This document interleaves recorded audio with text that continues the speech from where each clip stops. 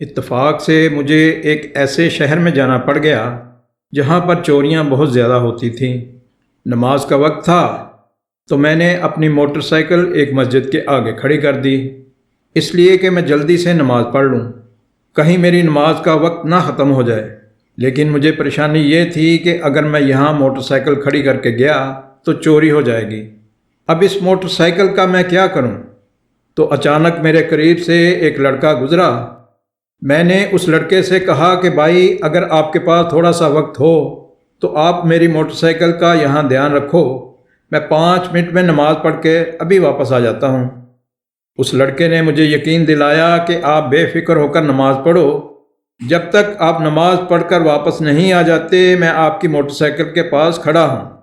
تو میں نماز پڑھنے کے لیے مسجد میں چلا گیا۔ میں نے بڑے ہی اطمینان کے ساتھ نماز پڑھی اور اپنی جیب سے 500 روپے کا نوٹ نکالا کہ یہ پیسے میں اس لڑکے کو انعام کے طور پر دے دیتا ہوں جو مسجد کے باہر میری موٹر سائیکل کے پاس کھڑا ہے۔ جب میں 500 کا نوٹ لے کر مسجد سے باہر آیا تو میں نے دیکھا کہ وہاں پر وہ لڑکا موجود نہیں، لیکن میری موٹر سائیکل وہاں پر ہی کھڑی ہے۔ میں نے غور کیا تو دیکھا کہ میری موٹر سائیکل کے سائیڈ والے دونوں شیشے غائب تھے۔ وہ لڑکا چوری کر کے بھاگ گیا تھا۔ میں نے موٹر سائیکل کو اسٹارٹ کیا اور قریب ہی ایک موٹر سائیکل ورک شاپ پر پہنچ گیا تاکہ نئے شیشے موٹر سائیکل کو لگوا سکوں۔ میں دکاندار کے پاس پہنچا اور دکاندار کو جا کر کہا کہ موٹر سائیکل کے سائیڈ والے شیشے دے دو۔ اس نے 2 شیشے لا کر میرے ہاتھ میں پکڑا دیے۔ جب میں نے غور کے ساتھ ان کو دیکھا تو یہ تو میری ہی موٹر سائیکل کے شیشے تھے۔ میں بڑا حیران ہوا اور پوچھا کہ بھائی صاحب، آپ کو یہ شیشے کون دے کر گیا ہے؟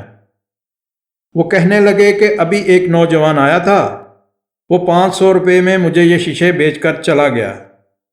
اگر آپ نے خریدنے ہیں تو یہ آپ کو 600 روپے میں مل جائیں گے۔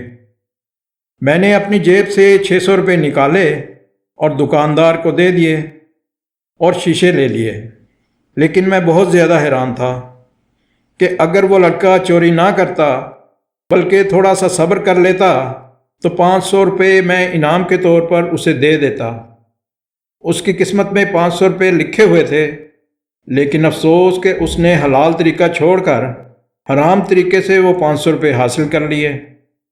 تو دوستو، رزق انسان کی قسمت میں لکھا ہوتا ہے کہ اس بندے کو کتنا ملنا ہے۔ یہ اس بندے کی مرضی ہوتی ہے کہ وہ اس رزق کو حلال طریقے سے کماتا ہے یا حرام طریقے سے کماتا ہے۔ تو اللہ پاک ہمیں حلال طریقے سے رزق کمانے اور حلال کھانے کی توفیق عطا فرمائے، آمین یا رب العالمین۔ دوستو، ثواب کی نیت سے اس ویڈیو کو اپنے دوست احباب کے ساتھ شیئر کریں اور آنے والی نئی ویڈیو تک ہمیں اجازت دیں۔ اللہ حافظ۔